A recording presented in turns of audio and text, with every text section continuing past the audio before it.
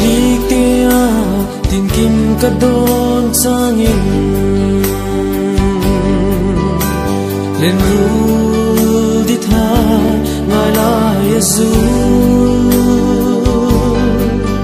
lim lai ni ha ka don kir changin hil zai ring ka rel theino nawang lim lai hun lim nung ha don kir chang hin ngai lai zu hun me ni ha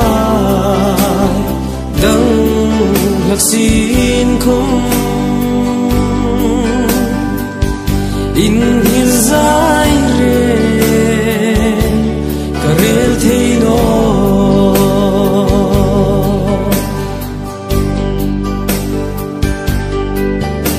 silum rula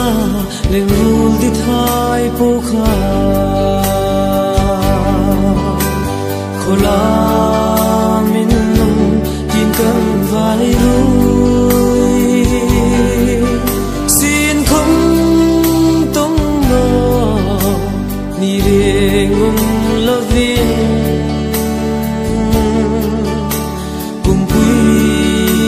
sulang alim ta nawang lim lai hun lim nung ha